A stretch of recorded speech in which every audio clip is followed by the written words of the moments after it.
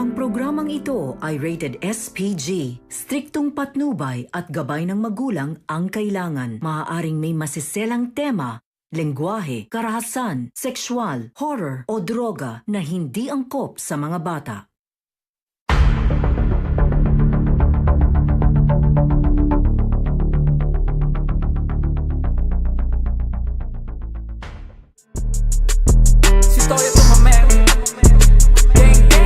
You are now listening to Black Music.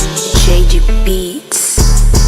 O sige, tara dito na magkasubukan. Wasakan ba ng mga verso o magkaululan? Di na kailangan pasukatin kung alam nyo naman. Kung may ibubugabay at teka parang wala naman. Pwede ka sumabay pero di makahigit. Mainit pare yung pangalan ko dito sa Songmed. Kaya galit yan sila, nauna ko sa pila. Boss Toyo, kilalanin mo, panisyan sila.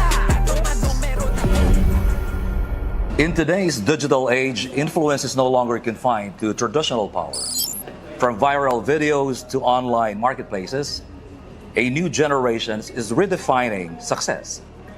They are the social media influencers, modern-day entrepreneurs who turn content into currency and attention into opportunity. But beyond the views, the likes, and the headlines are the stories of risk, reinvention, and resilience. Stories of individuals who did not just follow trends, they created them. I am Ox Baliado, and this is The Game Changer.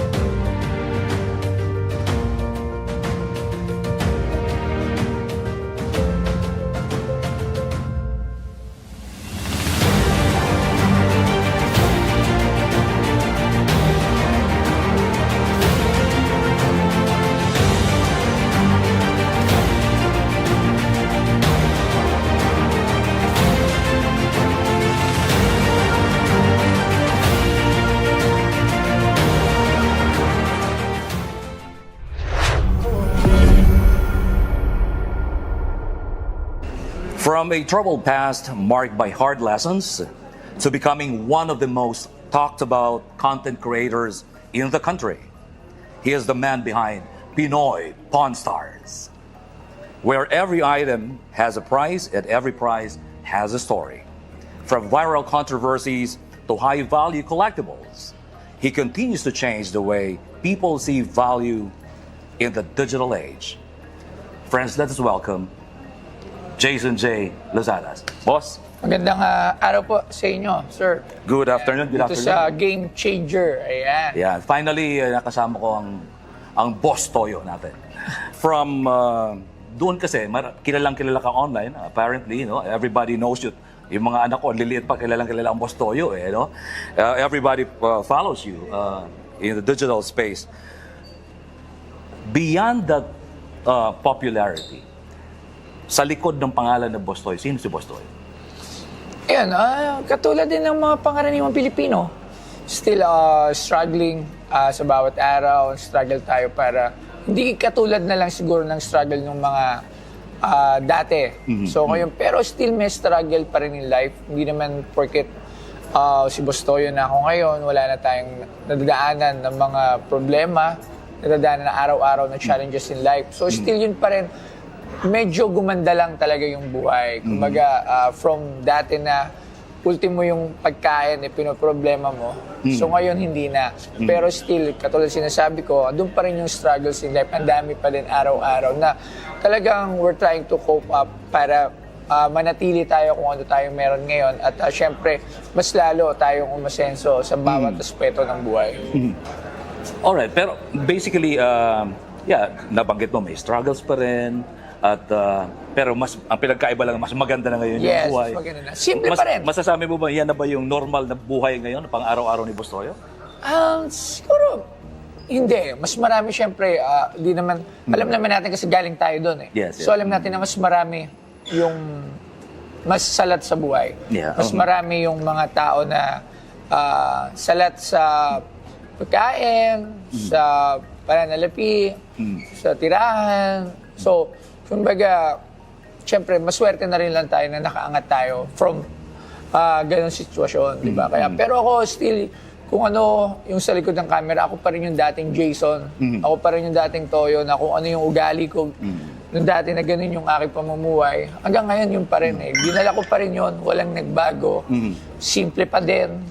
Siguro nakikita nyo lang, may mga bling-bling, may mga maganda lang yung mga kasuotan, pero yung panloob hindi pa rin nagbago. Yung pa rin ako kung ano yung pagkakilala nila sa akin dati. Alright. Okay, napaka-busy mo. You nagko-content ka, gumagawa ka ng Yes. content mo, may negosyo. Yes. At siyempre, nandun yung pamilya. How do you balance? Paano mo binabalanse yung oras mo? Actually, yung family ko is nandyan lang lagi sila to support me. Kahit sobrang busy nga, halos paggabi na lang kami nag-uusap ni Mrs. Kasi pagising, kailangan bumangon na agad. Pumasok dito sa Pawn Stars, tapos mag-isip ng mga content, mag-appraise ng mga valuable things na nila. Tulad kanina, di ba, nakita Yes, mo, may nag-approach. Bigla na lang may dumarating yes, na ganun, araw-araw ganun yung ginagawa. Kasi hindi lang naman Pinoy Pawn Stars yung page ko. So, meron din akong Bastoyo, yung personal page ko, na nagsisenter naman sa buhay-buhay. Like, yung mga outreach, like yung mga charity works ko, like yung mga ginagawa ko. So, ang Saka yung hirap. programa mo pa sa Yes. DTV. Yes, oo. So, ang hirap din talaga yung balance. At swerte nga ako na pag-uwi na lang ng gabi, nag-uusap konti, tapos matutulog na. Minsan nga, tinatanong na nga lang ako, ganito na lang ba yung buhay natin? Pagdating sa gabi, mag-uusap saglit, tapos matutulog. Bukas, gano'n ulit. So, araw-araw. Yun yung kakambal ng success. Pero pag-uusapan natin yan mamaya. Yes. Okay. For the time being, let's go back to your beginning. What was your childhood like? Yung batang Bastoyo. Maayos ako ng bata. Okay. Grade 6 kasi I was raised naman by yung family na umampon sa akin is maayos. Maayos yung buhay. OFW si daddy ko. Before mag-OFW, nagtatrabaho siya sa Philippine Navy as an office staff ata, parang gano'n. Tapos nag-OFW. So maayos naman. Actually, naibibigay ni daddy ko yung lahat ng pangailangan namin. Pumasok ako ng private school. So, okay ako nung when I was, until grade 6. Then, suddenly a change nung nangyari na nung high school ako na when I found out na adopted ako. So, doon na nagsimula yung pagre-rebelde. Doon na nag-start yung mga masalimuot na daan, going adolescent period. Yes, So, doon na naging addict. Pinagdaanan mo rin Yes, pala sa yan. dami ko na pinagdaanan ng mga lahat. So, So yun yung turning point na nung na-realize mo na iba pala to sa paniniwala ko sa buhay. Kala ko okay eh. So doon na medyo nagbago yung pananaw mo. hindi, nagbago ang pananaw talaga. Nung naramdaman ko yung hirap ng buhay. Yeah. Okay. So sabi ko kasi, ang hirap maging mahirap. Ang hirap nang walang malalapitan. Ang hirap mag-isa. Ang hirap pagka... Talagang mahirap maging mahirap. So, doon lagi kong inisip, paano ba ako makatakas sa kahirapan? So, yun, hanggang nagsipag na lang ako nagsipag. Pero yung sipag, hindi pa rin siya, hindi sapat eh. Kasi bakit yung mga construction worker masisipag? Araw-araw sila napasok. Ang daming masisipag yan. Katulad ng mga tao na nasa paligid natin. Like the cameraman, lahat. Ang daming masisipag, di ba? Araw-araw, Yes. they're going to work. Nagbabanat ng buto. Yes, lahat minimum doon. wage. So, hindi sapat din yung masipag. Minsan, kailangan nila ng diskarte, lakas ng loob, pagsugal sa buhay, Yes, yes. paggagrab ng mga opportunity na minsan isipin mo baka walang patunguhan, pero you should grab it para... Sa mga naging karanasan mo, Bastoyo, napakarami nun. I'm sure Sobra. mula ng pagkabata mo, Yes. I mean, ups and downs yan, no? Yes, until now, it's up and Peaks down. and valleys. Yes. Meron dyan isang sa karanasan mo na humubog ng mindset mo ngayon, na dala-dala mo ngayon. Ano yun? Yung wala kang malapitan, yung nandun ka lang sa... Bigyan ka ng isang example. Yes, Birthday. sige. Okay. Sa birthday ko. Ni piso wala ka sa bulsa. You're just standing around sa labas ng bahay mo kasi hindi ka pwede sa loob ng bahay. Hindi ka pwede manood ng TV kasi sayang sa kuryente. Papagalitan ako ng daddy ko. Hindi ako pwede magbukas ng TV pag hindi sila nanonood ng TV eh. So, wala kang gagawin. So, latambay ka sa labas, doon ka sa may basketball court, upo ka doon. Birthday mo yun niwala ka ni piso. So, na-expect mo na sa gabi sana mag-inuman kayo ng mga barkada mo. Wala ka talaga ni piso, wala kang pamasahe papunta sa barkada mo. Tapos, pagdating mo sa barkada mo, wala rin mga pera yung barkada mo. Hanggat gusto nyo mag-inom, meron kalahating bote ng emperador na nakita na stock na. So, yung mga ganun Pwede tipo na na, yun. yung mga tipo na, birthday mo, ni piso wala ka sa bulsa. Diba, ang hirap. Parang, kasi di mo alam kung anong gagawin mo. Nakatulala ka lang for 3 hours, nakatambay ka lang sa basketball court. Tinitingnan mo lahat ng dumadaan doon na baka mamaya makakalug ka. Makakalug ka sa mga tricycle driver. Pakalug naman dyan, 5 piso. Magano, para lang may pera ka. Di ba, ang hirap? So, yun yung mga isa sa mga bagay talaga din. Sabi ko, kailangan matigil na itong mga ganitong klase ng yung sa buhay ko eh, di ba? Doon nabuo talaga yung konkretong mindset. Yes, yung talagang mahirap, maging mahirap. Laban lang, tuloy yan lang. Oo, tuloy lang. Nung bata ka, of course, meron ka mga tinitingnan, dyan siyempre yung mga magulang na. Pero sino may pinakamalaking naging influensya sa'yo? In your early years, yes. Yung sa influensya na pagiging mabuting tao, it was yes, my dad. Okay. Si daddy ko, kasi daddy ko, he was a very good provider. Noong time na nasa OFW sabi siya. mo pa nga, hindi Yes, naman hindi siya kalumaking nagpabaya. mahirap eh. Oo, hindi siya nagpabaya. Tapos, he was a good husband. Hindi ko ata nakita nag-away sila ng mami ko. Ever since. Talagang hindi. Tapos, pagka-uwi niya, pagkagaling niya abroad, hindi siya naalis ng bahay. Gusto niya talaga i-cherish lahat ng oras sa aming magkakapatid. Kasi sa iba, tulad ako, iba yung minsan, kapit yung mga barkada ko, pag talaga parang una mo na yung mga gimmick, una mo na lahat. So, tapos yung sipag din niya, yung pagiging mabait din sa mga kamag-anak, hindi lang sa amin, for the whole family, relatives, napakabait niya. So actually, it was my dad talagang na-influensyahan ako ng sobra. Yung mga values na yung mga pag-uugali ni daddy mo, yun ba yung mga values na nag-retain sa'yo, na masasabi mong nagdala sa'yo kung nasaan ka ngayon sa kasalukuyan? Yes, sa pagkikipagkapwa-tao, it was my dad actually. Talaga si daddy ko pagiging talaga. mabait, okay? Yes, sa pagiging mabait, sa pagiging maayos na tao, talagang daddy ko talaga nag-influensya sa akin. Pero sa masasama, yan, puro barkada.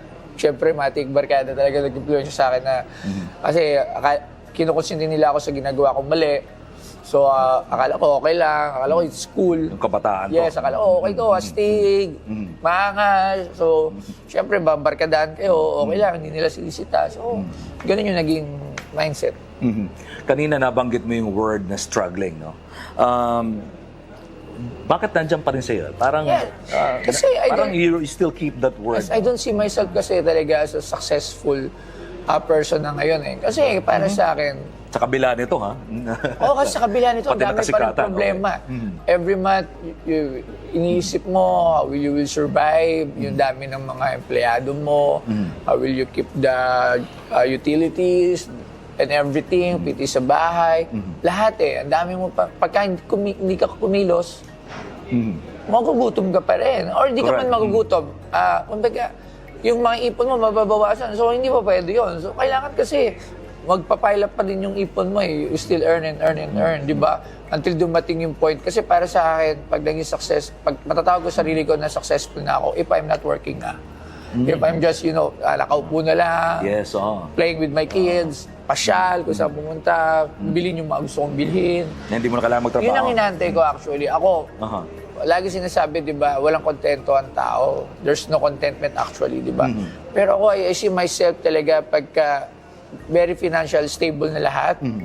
Siguro that's the time na I will retire kasi pagod na rin ako. Like ko sinasabi sa mga tao ko, kahit sa pamilya ko. Sabi ko, gusto ko na rin dumating yung time ko na magpahinga na lang ako. Kasi through the years, yung 45 years ko, sobrang daming nangyari. Napapagod na rin ako talaga. Gusto ko na lang maging parang wala talaga, layback na lang. So, Pag-uusapan natin yung retirement mo. Yes, I hope it will be soon kasi pagod na rin talaga ako. Yeah. Okay. Pero alam mo, napaka-humble mo eh. You've been telling us na para sa pakiramdam mo, hindi ka pa rin successful. But whether you like it or not, admit it or not, you're already successful. To a certain extent, you're very successful. Yeah. But how do you keep yourself grounded? Napaka low-key mo pa rin. Galing kasi ako doon eh.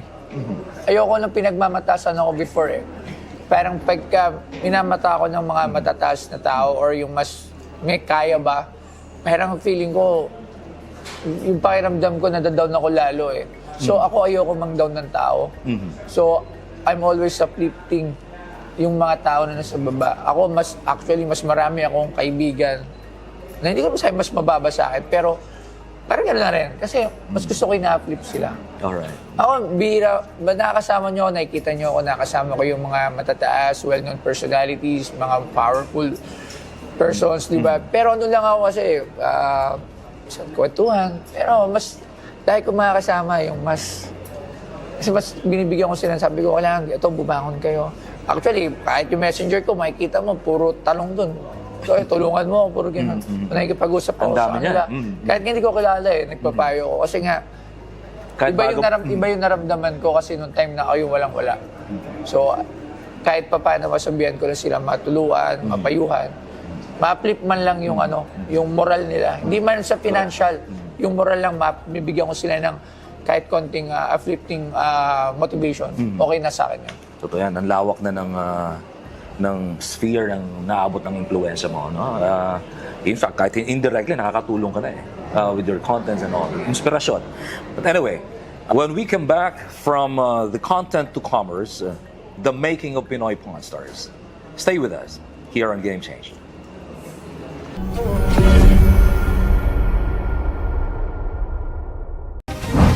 Breaking news sa politika, trending na balita, police report, lagay ng panahon, presyo ng pagkain, gasolina at iba pa. Lahat ng yan aalamin sa D8 Patrol mula Lunes hanggang Biyernes pagkatapos ng PCSO Lottery Draw alas 5 ng hapon sa D8 TV.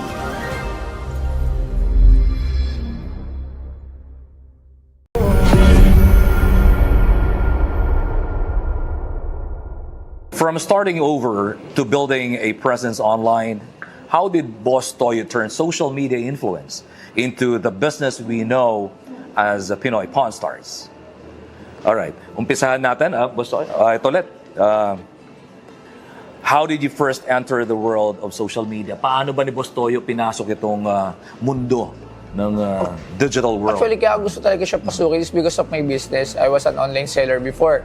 So, nung nag-online selling ako, I kept on posting my pictures, lahat ng transaction ko, pinupost ko.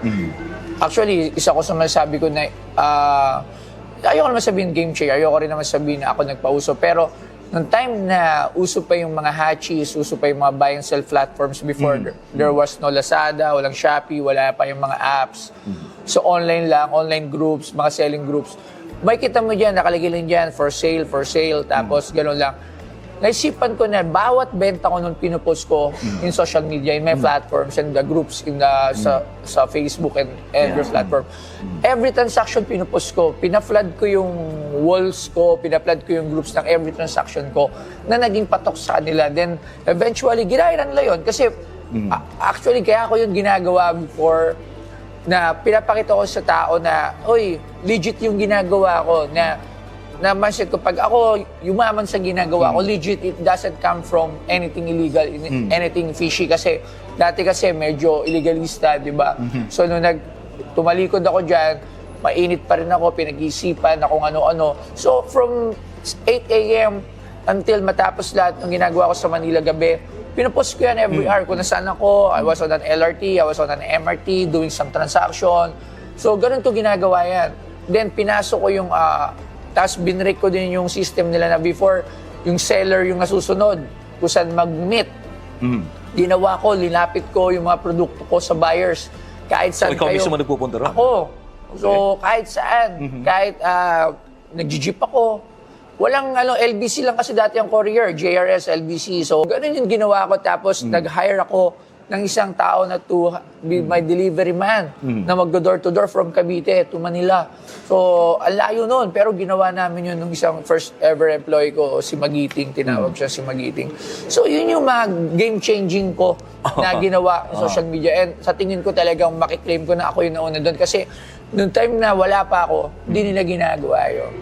Actually, I break the system na yung seller yung masusunod. Ako, kasi buyer din ako eh. So, ikaw yung seller. Kukuha ako ng pambenta sa'yo. Sabihin niya, sige, meet tayo dito, LRT Central. Kasi sabay-sabay siya eh, parang ganon. Okay. So, you have no choice. Pag hindi mo siya na-meet, sige, sa ibang araw ka na lang. So ako, hindi. Ginagawa ko. Kung anong request ni buyer, sige, meet tayo. Pero medyo risky yun, ha? Kasi harapin mo yung mga tao. Sabi ko nga sa'yo, if you don't take the risk, wala ka rin magiging. So, I'm a very risk taker. Kahit ngayon, talagang, ganun talaga eh. And at the same time, habang naman nakikipag-meet up ka, ikaw pa rin nagpo-post eh. Yes, ako You yourself, wala ka pang pinopost. wala ka pang social media team noon. Wala pang vlogging noon, hindi pa sila, kung TV pa lang ata mga nagba-vlog noon. So tapos yun, so hinangad ko rin na makilala. Kasi gusto ko Yes, mabenta yung mga produkto ko. Speaking of makilala, kailan mo na-realize that you were already gaining traction in the social media? Siguro mga 2017, kilala na ako sa 16, kilala na ako sa group namin ng G-Shock. So sa G-Shock group, mga 100... So merong GSA community Yes, kayo? mga 100,000 okay. members. So kilala na ako That's doon. a lot. So kilala na nila ako. Iba-ibang panig ng Pilipinas. So doon na nagsimula. Tapos nung tumagal, na-meet ko yung mga sikat na mga hip-hop, na-meet ko yung mga ibang battle MC, si Sino, yung unang-una ko nakilala. Whereas mas nagkakagain ako ng popularity, nakilala ko kasi kinakasama ko sila. And then yun, so on and so forth, hanggang dumating na tong Pinoy Sponsor. Actually, it was the buy and sell talaga ang naging forte ko. Kasi yung Pinoy Sponsor is buy and sell din naman eh. Right. I'm buying something sa ibang tao, tapos sin-sell ko rin siya. So, it's still a business talaga yung nagpakilala sa akin. Mabilis yung business model na yan eh. Kasi bilhin mo dito, pasa lang ng ganun. Yes, pero meron din iba dito, as a collector, kino-collect ko na lang. Oo nga, napansin ko, parang narinig ko rin eh. Ang dami mo pang hindi mo binibenta eh. Ang dami pa. Mas marami ka atang kinikip kaysa sa binibenta. Parang, kasi Okay. in right time, I think it's not the right time pa. Kasi yung iba, hindi pa nila na accept yung fact na etong gamit na to, may halaga to eh. So, hindi pa sa ngayon. Pero naniniwala ako pagdating ng panahon. May tamang panahon. Yung mga pinagbibili ko na minsan, hindi nila nakikita na valuable. In time, it will be valuable. Nakikita ko pa yung 5110 doon, no? Yeah. Okay. Anyway, meron ka bang naalalang specific video or content mo na that really changed everything? It was the video of yung anak ni late Sir Francis Oh, Magdalena. okay. Yun. Yung nagbenta sa'yo ng That really went viral. Yun yung nag-help sa akin na maging household name. Yun. So, after that, ayun na, dami ng opportunities, ang dami ng lahat na ginrab ko. So, I'm taking care of it naman until now, yung binigay sa akin na pagkakataon. Ano yung point na na-realize mo na yung ang social media ay higit pa sa paggagawa ng content, pero ito isang malaking negosyo?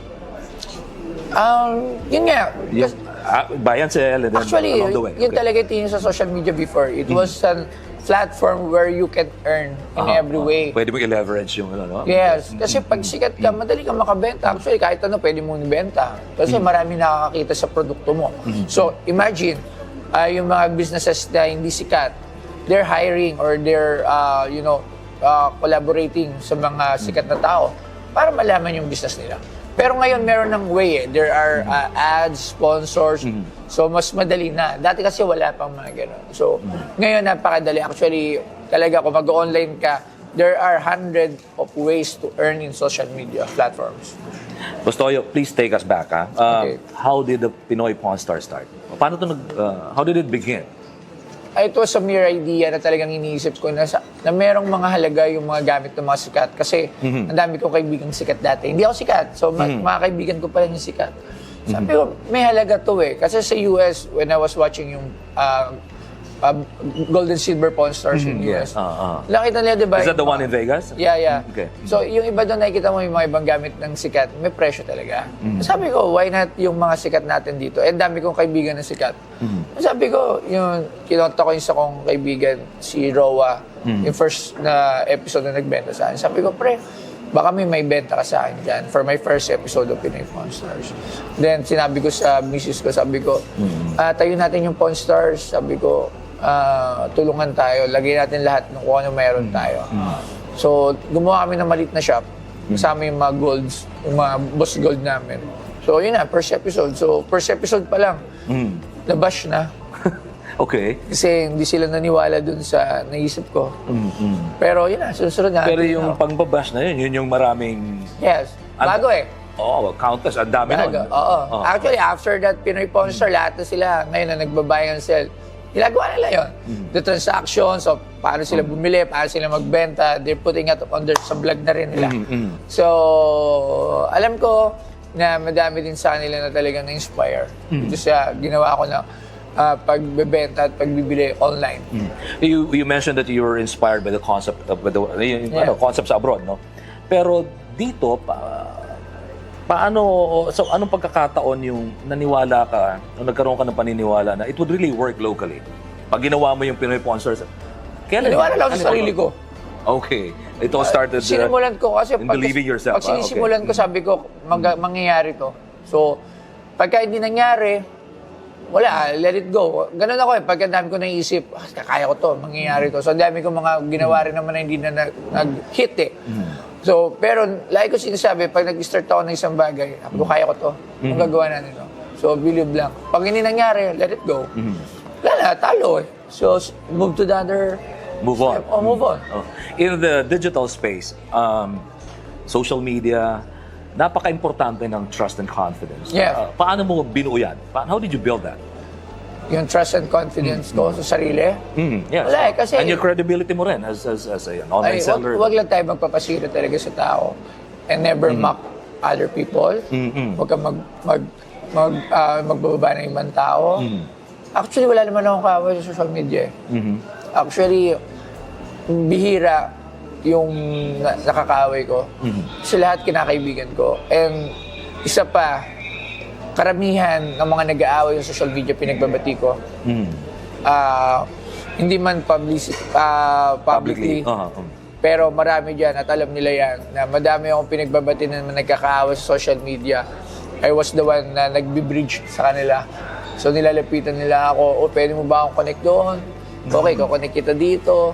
So, nagpapati sila. So, alam niya ng mga sa circle. So, yun, hindi nila alam ng iba. Pero, proud ako dyan for being, tapos isa din, ako din yung tulay. Kunyari, may kailangan usapin. Nire-reach out ko. So, yun. In our conversation today, if there's one of the things that I got to realize na character mo, yung pagiging risk taker, no? Ano yung pinakamalaking risk na sinuong mo when you started Pinoy Pawn Stars? Actually, yung pagsimula ng Pawn Stars, it was very risk kasi hindi ko alam kung kakagati siya ng tao. Pero naniwala lang ako sa sarili ko na kung hindi ko susubukan, hindi natin malalaman yung resulta. Pero lagi sinasabi ko subukan natin. Lately, sumubok ako. Sabi ko, I want to be a Pinoy superhero icon. So, ginawa ko yung Rocketman. So, nag-list ako. So, although may mga nag-million views, pero hindi pa rin siya naging household name. So, sabi ko, ngayon, on hold ka muna. So, babalikan kita. Pagdating time na hindi na rin ako busy. Pero, yun ganun ako laging, kasi, taka na pa, hindi ko to ginawa. Baka manghinayang ako in the near, future. So, sabi ko, gawin ko na lang. So, kung matalo, manghinayang na lang ako. Talo. Pero mali mo naman mag-jackpot, di ba? So, correct. Okay, itong Pinoy Pawn Stars, paano to naiiba doon sa mga regular na, yung typical na pawn shop at saka yung resellers? dito kasi, hindi ako nagpo-phone. Walang sanglaan dito. Walang sagla. Okay. Yes, nagbebenta lang sila. Bili-benta lang? Yes, Okay. bili-benta lang. Okay. Your platform has featured item tied to well-known personalities. Did you expect that level of attention? Inasahan mo ba yun? Hindi. Actually, kung papapiliin ako gusto ko magkaroon ng financial able ako, tapos tahimik lang yung buhay. Kaso nangyari sa akin, financial able ako, sumikat muna ako. So, doon ako nag-earn So, wala na yung tahimik ng buhay. Diba? Pero still, niyayakap ko siya kasi not everyone or not everybody is, alam mo, nagawa yung fit na nagawa ko. So, okay pa rin. Pero nga, if bibigyan lang ako ng choice, kunyari, may mayaman na tahimik yung buhay. Kasi marami akong friends na mayaman hindi naman nagsa-social media. They're doing their thing. They're going to malls. Walang struggles. Diba? Yung simple lang. Walang mga alam mo kasi, when you're a content creator or influencer, bawat galaw mo kailangan numbered Dinumero na, Dinumero, tsaka kailangan, minsan, yung mga bagay na gusto mo gawin, hindi mo magawa kasi sabihin nila, influencer ka, you should be a good role model. Correct. Minsan, tao lang tayo O yan, sa traffic na lang. Minsan, gusto mo magalit. Okay. Kahit mali ka na. Mali mo dyan, di ba? Traffic. Minsan, ikaw na yung gagawa ka lang mali. So, magagalit ka. Tapos, pag nakita ka, idol, alam ka naman, sigawan mo pa rin. Sabi mo na lang, ay, di ba? So, di ba yung ganong bagay? Siyempre tayo, may damdamin tayo eh. Yan, naano ko sa traffic, di ba? Tagal ka lang. Tayo na, pagbaba mo, nakita ka, idol, sorry. Ay, idol. Di ba? So, yun yung mga bagay na hindi mo magawa, di ba? Kakambal ng ano yan ng popularity. Yes, oo. You become controversial and at anong gawin mo, subject to public scrutiny ka. No? Yes, oo. Pero along with that, yung mga circumstances na sinabi mo, meron bang mga items na naging controversial? Madami. Paano mo na-handle yun? Lalo lang yung kay Francis Magallona. Okay. Yun na, syempre, napaka-controversial talaga yun.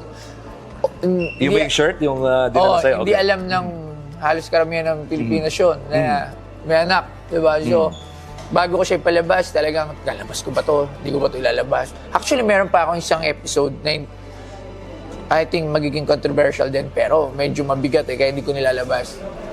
So, iniisip ko pa rin kung ilalabas ko until now or what. So, di ba? Yung mga ganun mga bagay. Kasi I'm sure minsan, excited yung tao dyan. it could make or break Pwede kang yung episode na yun, mag-viral ka nga, pero there are some consequences in other way, in other aspect, di ba? So, Mako-compromise yung iba. so, talagang pinag-iisipan mo din. Pero yung kay Sir Francis, yung anak niya, si Abigail, ay yung asawa, yung ex-girlfriend niya, ay yung girlfriend niya before, yun talaga yung nagpa-make sa akin. Okay. When the game changer returns from platform to legacy, the making of the Pinoy Pawn Store Museum. We'll take a quick break.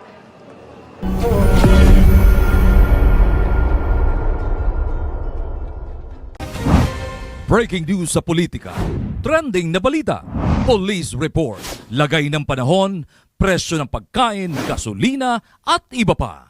Lahat ng yan alamin sa DA Patrol.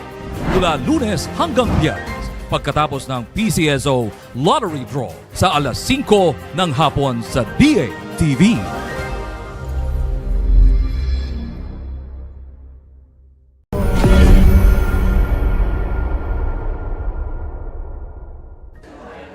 Welcome back to the Game Changer.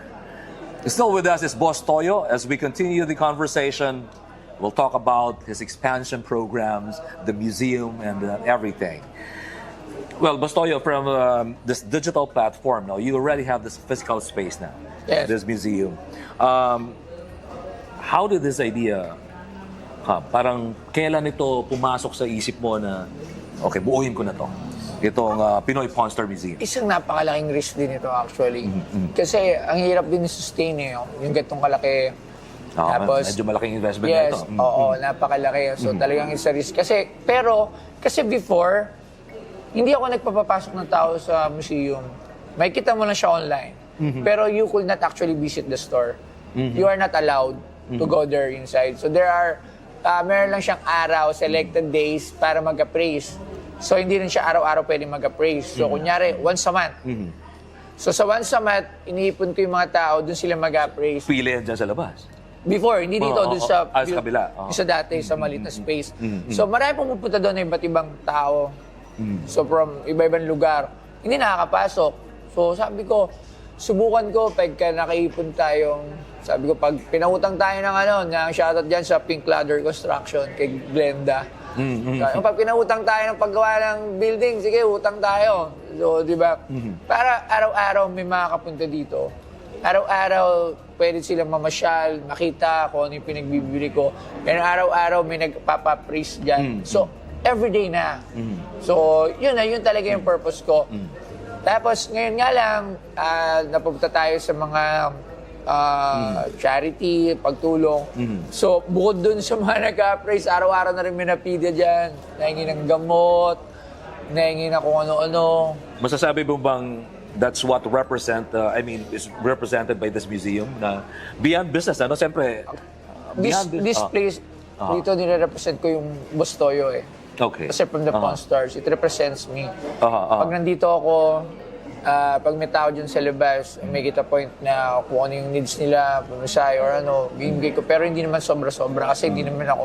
Kung ako mayaman lang, walang problema. Pero syempre, yung binibigay ko sa kanila, kinukuha ko yun dun sa para sa pamilya ko. Wow. Kumbaga, kunyari, ito yung budget for this month. So, kinukuha ko yung mga konti na yun na instead of para mapunta sa pamilya ko, na itutulong ko sa iba. Pag pumunta yung tao dito, ang alam nila, this is Boss Toyo. Yes. Pinoy Pawn Stars to eh. Oo. Maliban doon, anong gusto mong ma-experience ng tao pag pumunta sila dito sa museum? Ako gusto ko makita nila yung mga pinagbibili ko rin, yung value. Okay. Tsaka makilala nila yung storya kung sino yung mga tao na nasa likod ng mga pinagbibili ko. And yung value din at story ng mga items na luma. So, yun, parang maalala nila. Ako kunyari, after 10 years, may binili ako dyan, nag-viral this year. Kunyari, si Cutter, si Imbornar Girl, di ba? So, marami nakapanood niyan. Tayo, naalala natin yan, nakita nila yun dyan, may Cutter. Ano to? Ito yung kay Imbornar Girl, yung lumabas doon sa Imbornal sa Makati. So, parang it's a talking conversation piece. Parang ganun siya eh. So, tulad yung kay Batusay, yung tinaga ng itak na baliktad. So, yung mga mega social media, maalala nila yan. Oo, napanood ko yan. So, parang yung mga ganun mga bagay. Katulad na rin sa mga artista natin na passed away, like si Nora Honor. Yes, Si Ma'am Nora Honor, di ba? So, saan mo pa ba makikita si Ma'am Nora Honor? Saan mo pa ba mapapanood yung film niya? Sa mga luma, sa mga YouTube meron. Pero, mostly, the generation ngayon, hindi na rin siya kilala eh. Yes, Di ba? So, ako gusto ko lang na habang buhay, kung kaya kong habang buhay gumawa ng ganito, para habang buhay din na maalala nila kung sino lahat yung mga sumikat na mga tao dito sa atin. Hindi lang, kasi kakilala natin mga sikat, bayani eh. Dati, kakilala lang natin. Mga bayani, mga presidente, diba? Mga artista na ano. Pero ngayon lahat na, kasi yung mga social media influencers, content creators din, hindi din naman basta-basta yan. They strive hard, katulad ko, nagpakahirap para marating nila kung ano yung narating nila ngayon. So, kailangan din nila lang something na maalala sila pagdating ng mahabang panahon. Ang ganda.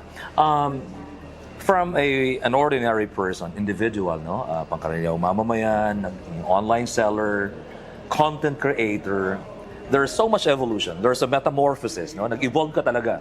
And now, I would consider you a game changer. Do you consider yourself as one? Siguro baka magalit yung ibang tao, pero I consider myself as a game changer. Great. Kasi kami, naniniwala kami, game changer. Yeah. Pero nagbago ba yung tingin sa'yo ng ito, sa ginagawa mo, meron ba pagbabago sa pananaw ng tao pagdating sa buying, selling, and collecting? Actually, yun na yung naging yun na yung experience. Dahil sa pinauso mo? Yes. Okay. Actually, every mga buy and sell, lahat, nagbablog na sila. Pag may nagbebenta sila, binablog na nila. Pag may bibenta sila or binibili, binablog na rin nila. Correct. Di ba nila tanggapin sa kalooban nila? Pero I was actually the first na gumawa niyan. Di ba? So, Aside from being the first, what sets you apart from the rest of the online sellers or those people who are doing the same thing? pinagkaiba. Hindi ko kasi sila kilala eh, kaya hindi ko masabi kung ano pinagkaiba ko sa kanila eh. Basta ako, I'm just doing ang my isa thing doon, eh. yung ikaw siyempre, ikaw isa sa mga nauna talaga eh. Sa ako kasi, ang hirap nga rin i-claim na ako yung nauna. Pero sa pagkakalam ko lang kasi, doon nag-start. Kasi before me, meron ba silang masasabi? Di ba wala? So, masabi ko na ako nagsabi. Pero pinagkaiba ko sa kanila, hindi ko rin masabi. Basta ako, kung ano ako, yun pa rin ako eh. Totoong tao. Yung pagiging totoo, pagiging natural. Yun pa rin talaga ako eh. Tao lang din tayo. Hindi tayo perfecto, nagkakamali. Pero sila masasabi ko, siguro kung palambutan ng puso, kung pagiging soft-hearted or pagiging mabuting tao sa iba, lalo na sa mas mga nakakababa sa akin, siguro yung doon ako magiging proud sa sarili ko. I think yun isa sa pinakamaganda mong bala. Yung ugaling yun. Anyway, yung, alam mo yung movie ni Spider-Man, sabi, great power comes great responsibility. Ginaya ko yun. Doon sa show ko na Rocketman. Comes great responsibility. Sa aming best friend ko, sinabi yun. Alam mo kasi, di ba, isang ordinaryong tao ka lang noon, and then yun, abot mo itong tugatog ng tagumpay and a certain amount of popularity. Kasama noon yung influensya mo. Yan.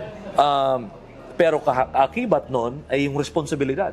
Yes. Paano mo Napakahirap. Paano mo in-handle? Napakahirap daw. Yung mahirap na yun, paano mo in-handle? Actually, hindi ko rin alam paano ko siya na-handle. Ginagawa ko na lang yung gusto kong gawin talaga. Kung ano lang yung nafe-feel ko na tama, ginagawa ko. Actually, kahit gumawa ka ng maraming tama, there are some people na gagawan ka pa rin ng masama. At ngayon, pinipilit kang gumawa ng masama. Diba? Pero minsan talaga, hindi mo pwedeng gawin kahit gusto mo ng, minsan gusto mo ng manapok eh. Diba? Parang, diba? Okay. Ang hirap pa rin. Diba? Kasi kahit wala ka ng ginagawa, gagawa ka pa ng masama. At the end of the day, ikaw pa sasabihin ng masama. Madami. Isa lang nakwento mo, sinabi mo yung dyan sa yung kay Spider-Man. Kaya ako rin ginawa yung Rocketman. Katulad mo, isang simpleng tao na mahilig rumakit. Okay. Kaya Rocketman yun eh. Yes, Hanggang nabigyan siya ng superhero powers to protect yung mga good guys, protect yung mga tao sa mga bad guys.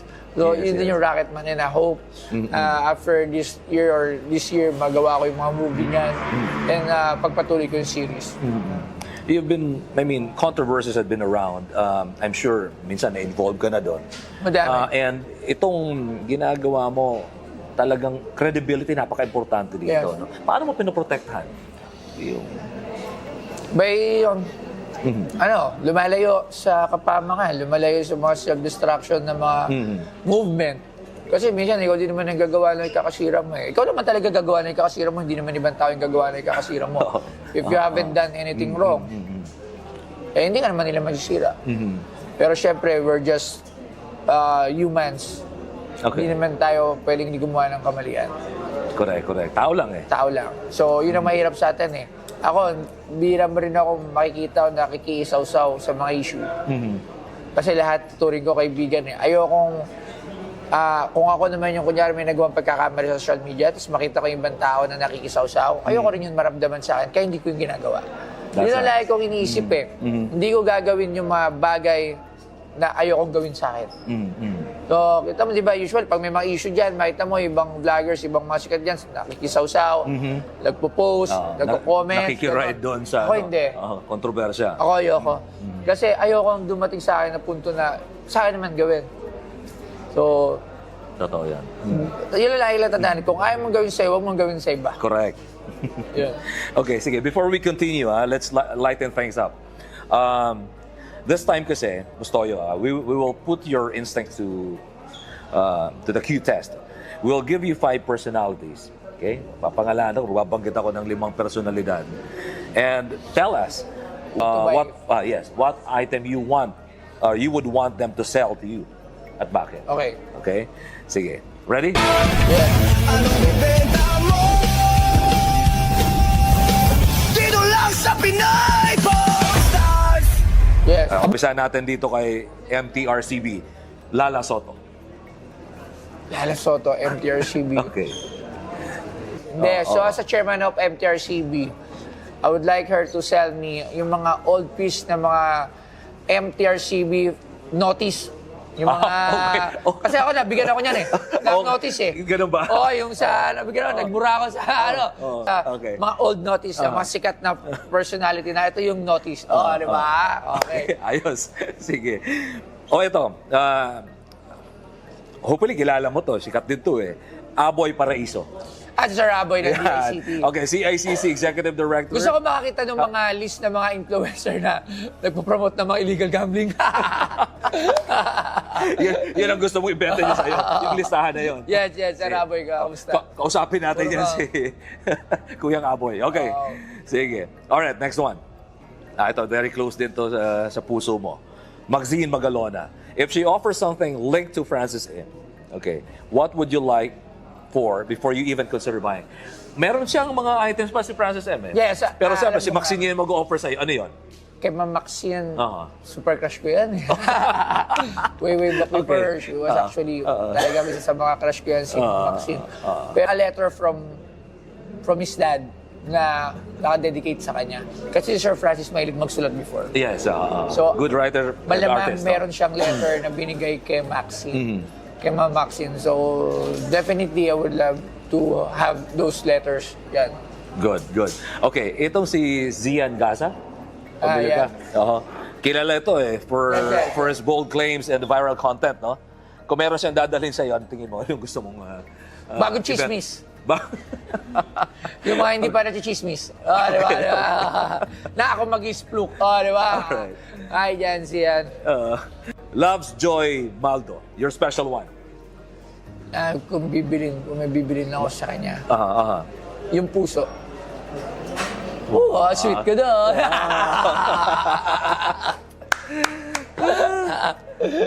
Okay, that's a good answer. That's a good answer. When your children look back at your journey, what do you want them to understand? Not just to remember, pero anong gusto mong maunawaan nila? Alam mo, ito hindi natin napag-usapan. Alam mo bakit hindi ako, kaya I really protecting myself yun sa mga mabash or actually gumawa ng masama. It was actually sa mga kids ko eh. I don't want them to be bullied around. Ayoko silang makakatsawan sa school na itong daddy mo. Kaya sa social media, piling-pili yung mga kilos ko kasi ayoko, kasi yung iba okay lang sa kanila na magalit yung mga tao sa kanila. Di ba lagi sinasabi, bad publicity is still a publicity. Ako, hindi ako naniniwala na ayoko eh. Kasi ayoko yung mga anak ko na maapektuhan. Kasi alam mo naman sa school, pag kunya, tatay mo, gano'n. Yung siya, mapapaaway. You're not, every time naman kasama sila, you're not there to protect them at all time. Di ba? So, yun yung isang dahilan kaya talagang pinapangalagaan ko yung character ko, yung image ko. Dati kasi, pangit yung image ko, bastos, sexy, gano'n, makulit. So from there, nung nagbago, minimaintain ko na eh. So kahit meron akong mga sexy comedy skit, pero controlled na. Kasi nga, dahil ko pinoprotektahan yung mga anak ko. Diba? So ako gusto ko maalala nila, or maalala ng mga tao na, oy, daddy mo pala si gano'n. It was a good man. It was, kumbaga, actually, kung ngayon nga mamamatay ako, okay sa akin eh. Kasi, andun yung legacy na pag tinanong mo si Bustoyo, who is Bustoyo? Parang he was a good man. Diba? Something to be proud of. Yes, yes. Diba? So, Correct. yun lang talaga yung gusto ko. Hindi dahil mayaman, hindi dahil ganon. Gusto ko lang malaman, daddy mo pala yun, mabait yun. Daming natulungan lang yun. Parang ganon, mas gusto ko yung ganon eh. Yun yung talagang ini-aim ko. I'm really striving hard para maging ganon yung legacy ko. Very good. Okay, lastly, what made Boss Toyo a game changer? Again? What made Boss Toyo a game changer? Okay. Siguro, yung pananaw ko sa buhay, na I'm a risk taker, kahit ano man yung marating ko, I'm still living as my own persona pa rin. Hindi ako nagpipretend someone. Talagang, tsaka dinala ko kung ano yung mga hirap na dinala ko nung dati. Kung ano ko nung hirap na hirap ako sa buhay, lagi kong bit-bit yun. Hindi dahil hindi siya heavy baggage, hindi siya extra baggage sa akin. Dahil ko lang siyang bit-bit as a lesson. Kumbaga, lagi ko siyang dala-dala. Pero lagi kong pinapaalala na galing ako doon. Na hindi ko dapat yan kalimutan. And isa rin sa ugali ko is never ako nakalimut lahat ng tao na tumulong sa akin. Lahat. Sobra kasi yung memory ko eh. So, pag sa mga FB posts ko, makita mo niya, lagi ako may pinapasalamatan, may lagi ako naalalang kwento. Kasi lahat nung napagdaanan ko, tinatandaan ko yan lahat eh. Yun yung mga bagay na talagang may utang na loob ako sa lahat ng tao. At marunong tumanaw. Yes, at marunong ako tumanaw. Thank you very much, Boss Toyo. Maraming salamat. Maraming Thank you, salamat thank you sa very pagkakataon. Isang karangalan. Salamat. Itong Thank you. interview. In an age where attention is currency, many go viral. Few build something real. Boss Toyo did. He took a traditional buy and sell business and turned it into content, culture, and commerce. He redefined value, not just by price, but by story. But with influence comes scrutiny, and in space built on trust, every deal is a test of credibility. Because being a game changer is not just about success. It's about changing the rules. I am Ox Balyado, and this is The Game Changer.